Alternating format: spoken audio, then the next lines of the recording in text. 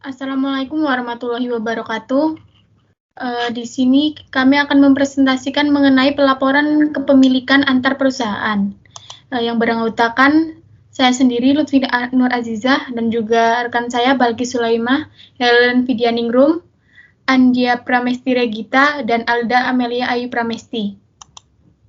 Pelaporan kepemilikan antar perusahaan, yaitu beberapa perusahaan yang berinvestasi pada perusahaan lain hanya untuk mendapatkan keuntungan dengan cara mengambil keuntungan dari situasi-situasi yang dapat menghasilkan laba. Next. Alasan untuk mengakuisisi kepemilikan di identitas lain yaitu yang pertama, mendapatkan kendali atas perusahaan lain. Dua, memasuki pasar atau area produk baru melalui perusahaan yang sudah menguasai pasar atau area produk tersebut. 3. Memastikan pasokan bahan baku atau input produksi lain. 4. Memastikan output produksi bagi pelanggan. 5. Mendapatkan keuntungan ekonomis dari ukuran perusahaan yang lebih besar. 6. Diversifikasi. 7. Mendapatkan teknologi baru. 8. Mengurangi kompetisi. Dan 9. Membatasi resiko. Next. Akuntansi untuk investasi pada saham biasa. Tingkat pengaruh adalah faktor utama yang menentukan apakah investor dan investor akan menyajikan laporan keuangan konsolidasi atau investor akan melaporkan investasi pada modal saham biasa dalam laporan posisi keuangan menggunakan metode biaya, atau yang disesuaikan ke dalam nilai pasar jika diperlukan, atau metode ekuitas. Next. Metode-metode untuk melaporkan investasi saham biasa dan tingkat kepemilikan dan juga pengaruh. Yang A, konsolidasi, yaitu melibatkan kombinasi untuk pelaporan keuangan aset, liabilitas, pendapatan, dan beban individual untuk dua atau lebih perusahaan yang berhubungan istimewa seakan-akan adalah satu perusahaan. Kemudian metode ekuitas, yaitu digunakan untuk pelaporan eksternal jika investor mempunyai pengaruh signifikan dalam kebijakan operasi dan keuangan investor dan konsolidasi tidak sesuai. Kemudian metode nilai wajar, yaitu digunakan untuk pelaporan investasi dalam sekuritas ekuitas yang tidak diperdagangkan ketika konsolidasi dan metode ekuitas tidak sesuai untuk digunakan. Metode biaya dapat digunakan untuk perusahaan induk kapanpun perusahaan tersebut mempersiapkan laporan keuangan tersendiri sebagai informasi tambahan untuk laporan konsolidasi. Next. Metode untuk melaporkan investasi saham biasa dan tingkat kepemilikan dan juga pengaruh. Yang pertama yaitu nilai wajar. Ketika sebuah perusahaan memiliki investasi pada modal saham biasa, perusahaan lainnya yang tidak memiliki pengaruh atas perusahaan tempat investasinya, maka investasi tersebut tidak perlu dikonsolidasikan. Berdasarkan PSAK 58, revisi tahun 2009, investasi ekuitas ini diukur kembali ke nilai wajarnya pada akhir setiap periode dan perubahan nilainya dicatat sebagai keuntungan tidak terrealisasi pada laba bersih. Di dalam nilai wajar terdapat 3 bagian, yaitu yang pertama, pengumuman dividen lebih besar sejak akuisisi, kedua, akuisisi pada tanggal interim, dan 3, perubahan jumlah saham yang dimiliki. Slide selanjutnya akan dibacakan oleh Helen. Metode untuk melaporkan investasi saham biasa dan tingkat kepemilikan dan pengaruh. A. Pengumuman dividen lebih besar sejak akuisisi. Dividen likuidasi setelah perubahan dari metode ekuitas. Karena adanya penjualan sebagai investasi berubah menjadi metode nilai wajar, maka tanggal perubahan tersebut merubah tanggal akuisisi untuk menentukan dividen likuidasi. Sudut pandang investasi atau dividen likuidasi. Dividen yang diterima investor melebihi laba sejak tanggal akuisisi, dianggap sebagai dividen likuidasi oleh investor. B. Akuisisi pada tanggal interim. Akuisisi investasi selain pada awal atau akhir fiskal umumnya tidak menimbulkan masalah besar jika metode nilai wajar digunakan untuk akuntansi investasi. C. Perubahan jumlah saham yang dimiliki. Perubahan dalam jumlah saham investasi dari dividen saham, pemecahan saham, atau pembalikan saham tidak menyebabkan adanya pengakuan formal dalam pembukuan investor. Pembelian saham tambahan. Pembelian saham tambahan dicatat sebesar nilai wajar dalam cara yang sama sebagaimana investasi awal. Penjualan saham. Keuntungan atau kerugian dari penjualan diakui dari selisih antara harga jual yang diterima dan nilai tercatat investasi yang dijual. Jika saham dibeli pada harga yang berbeda, harus ditentukan pada saat penjualan lembar saham mana yang dijual.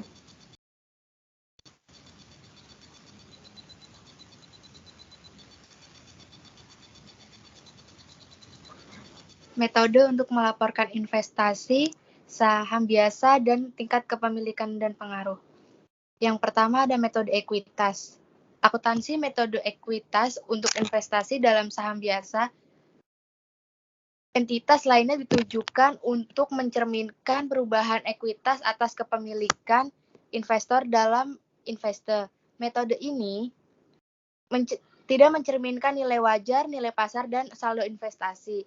Dalam metode ekuitas juga terbagi ke dalam beberapa bagian, antara lain sebagai berikut. Yang pertama ada ekuitas investor dan investor. Ekuitas investor atas investor. Investor mencatat investasi sebesar biaya perolehan awal yang dilaporkan oleh investor, yaitu yang pertama adalah laba bersih, adalah mencatat pendapatan dari investasi, meningkatkan akun investasi. Yang kedua ada rugi bersih, mencatat kerugian dari investasi, menurunkan akun investasi. Yang ketiga pengumuman dividen, mencatat aset atau kas atau piutang, menurunkan akun investasi.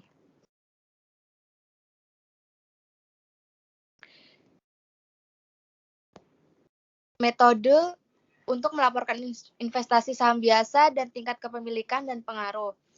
Yang B, pengakuan pendapatan. Laporan laba rugi investor termasuk bagian proporsional investor atas laba atau rugi investor untuk tiap periode. Ayat jurnal yang dipakai dapat disebut sebagai accrual ekuitas atau equity accrual, dan biasanya dibuat sebagai ayat jurnal penyesuaian pada akhir periode. Ayat jurnalnya yaitu di debit investasi pada saham, di kreditnya pendapatan dari investor. C. Pengakuan dividen. Dividen dari investasi tidak diakui sebagai pendapatan dalam metode ekuitas karena bagian investor atas laba investor diakui pada saat laba tersebut diakui oleh investor. Dividen ini dipandang sebagai pembagian laba yang sebelumnya telah diakui dan telah dikapitalisasi dalam nilai tercatat investasi. Akibatnya, semua dividen dari investor diperlukan sebagai dividen likuiditas dalam metode ekuitas. Ayat jurnalnya di debit ada kas, di kreditnya ada investasi pada saham. D. Nilai tercatat investasi. Nilai tercatat investasi biasanya tidak sama dengan biaya perolehan investasi awal.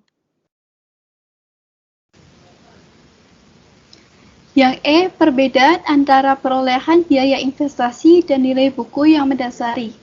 Perbedaan ini disebut diferensial atau selisih. Salah satu alasan adalah aset investor bernilai lebih dibandingkan nilai bukunya.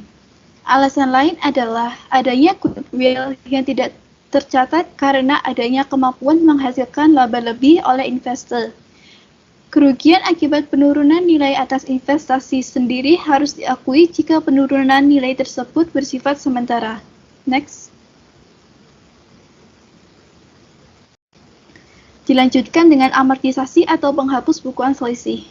Amortisasi selisih sehubungan dengan aset yang diamortisasi dari investor dicatat pada pembukuan investor untuk mencerminkan penurunan manfaat masa depan yang diharapkan investor.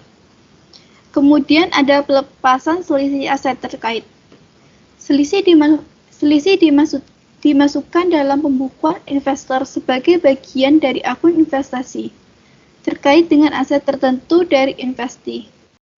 Jika investor melepaskan aset dengan mana selisih tersebut terkait, maka bagian selisih tersebut harus dikeluarkan dari akun investasi di pembukuan investor. Kemudian ada penurunan nilai investasi. Standar akuntansi yang mengharuskan investasi metode ekuitas diturunkan nilainya jika terdapat penurunan nilai. Nilai baru yang lebih rendah tersebut menjadi titik awal untuk penerapan berlanjut dari metode ekuitas. Indikasi penurunan nilai akan mengacu pada PSAK nomor 55 revisi tahun 2013 dan penentuan penurunan nilai akan mengacu pada PSAK nomor 48. Next.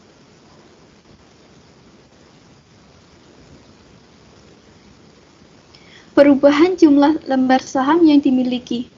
Perubahan yang disebabkan oleh dividen saham, pemecahan saham atau pemecahan saham terbalik, reverse split, diperlakukan dengan cara yang sama dengan metode nilai wajar. Tidak ada pengakuan formal yang diperlukan dalam pembukuan investor. Di sisi lain, pembelian dan penjualan saham memerlukan pengakuan formal. Pembelian saham tambahan. Pembelian lembar saham biasa tambahan atas saham biasa yang sudah dimiliki oleh investor dan dicatat menggunakan metode ekuitas hanya menyebabkan penambahan biaya perolehan saham baru tersebut dalam akun investasi dan menerapkan metode ekuitas dengan cara yang sama mulai dari tanggal akuisisi. Pendapatan yang boleh diakui atas saham baru tersebut hanya boleh diakui oleh investor sejak tanggal akuisisi. Penjualan saham. Ketika investasi pada saham biasa dicatat dengan menggunakan metode ekuitas karena investor memiliki kendali atas investor dan mungkin menyusun laporan keuangan terkonsolidasi. Penjualan saham membuat investor memiliki pengaruh tidak signifikan atas investor, maka konsolidasi tidak diperlukan. Sedangkan pergeseran retroaktif dari metode ekuitas menjadi metode nilai wajar diperlukan. Perubahan ke metode nilai wajar ini harus diterapkan secara retroaktif ke tanggal akuisisi pertama saham investor. Selanjutnya, saya akan menjelaskan mengenai kepemilikan selain investasi pada saham biasa. Belakangan terjadi peningkatan dalam kepemilikan perusahaan di entitas lain selain investasi dalam saham biasa. Kepemilikan tersebut dapat melibatkan investasi ekuitas di persekutuan atau kepentingan yang tidak mencerminkan kepemilikan pada semua. Karena keragaman dan kompleksitas dari berbagai jenis pengaturan, aturan-aturan akuntansi jika ada seringkali kompleks atau dalam beberapa kasus tidak dijelaskan secara spesifik. Lalu terdapat beberapa pertimbangan sehubungan dengan metode ekuitas yang terdiri dari penentuan pengaruh signifikan dan laba antar perusahaan yang belum direalisasi.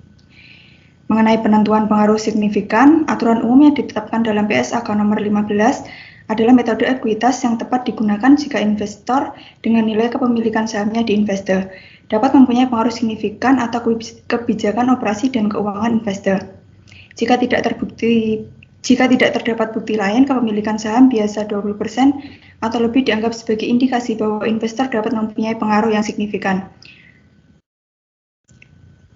Akan tetapi terdapat beberapa faktor yang dapat menunjukkan bukti lain mengenai kemampuan untuk mempunyai pengaruh signifikan, yaitu sebagai berikut. Yang pertama, perwakilan dalam Dewan Direksi, 2, partisipasi dalam pengambilan kebijakan, 3, transaksi pokok antar perusahaan, 4, pertukaran personal manajerial, yang kelima, ketergantungan teknologi, dan yang terakhir, besaran investasi dalam kaitannya dengan konsentrasi pemegang saham lain. Lalu dalam laba antar perusahaan yang belum direalisasi, metode ekuitas yang ditetapkan berdasarkan PSAK nomor 15 sering disebut konsolidasi satu baris atau one line consolidation. Karena A, laba investor dan ekuitas pemegang saham adalah sama jika investor dikonsolidasi, dan B, semua penyesuaian metode ekuitas dilakukan melalui akun investasi dan pendapatan investasi yang dilaporkan hanya satu baris dalam laporan posisi keuangan dan satu baris dalam laporan laba rugi.